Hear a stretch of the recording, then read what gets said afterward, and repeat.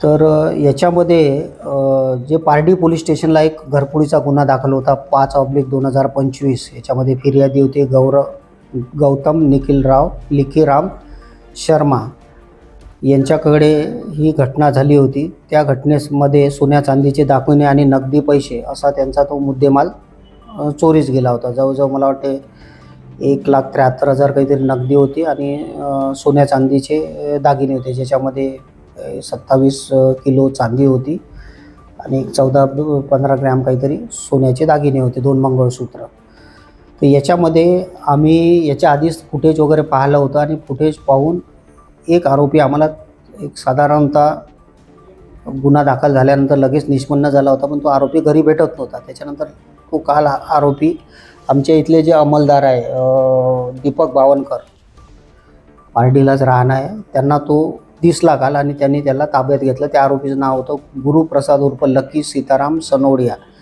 वय 22 वर्ष. हा शिवनगर झोपडपट्टी लाल शाळेजवळ भांडेवाडी पारडीला राहतो.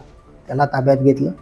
त्यांनी गुन्ह्याची कबुली दिली आणि सांगितलं का हा गुन्हा त्यांनी जो दुसरा आरोपी आहे मोहम्मद फयाज वल्द इजाज अन्सारी, वय 22 वर्ष, हा जो गंगाबाग पार्टीला राहतो, त्याच्यासोबत मिळून हा गुन्हा केला आहे. त्यालासुद्धा आपण ताब्यात घेतला आणि त्यांच्याकडून आपण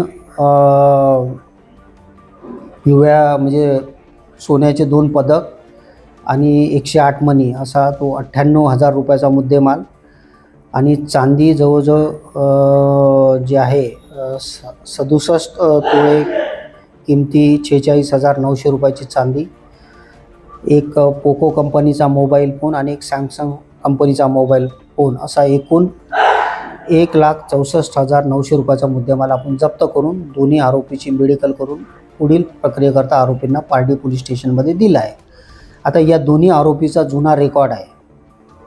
दोन्ही आरोपीविरुद्ध घरफोडीचे 2-3 गुन्हे आहे. हा फयाज आहे, याच्यावर एक 302 सुद्धा आहे नाबालिग असताना तो.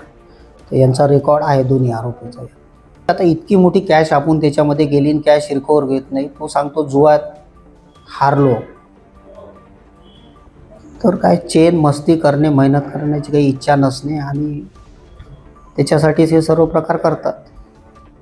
या कामगिरीच्या मागे मी जसं सांगितलं पोलीस नाईक दीपक बावनकर, पोलीस हवालदार रुपेश नानवटकर, पोलीस नाईक शेरा भगत, पोलीस हवालदार राजेश राजू टाकळकर हे मेनली या कामामध्ये इन्वॉल्व होते.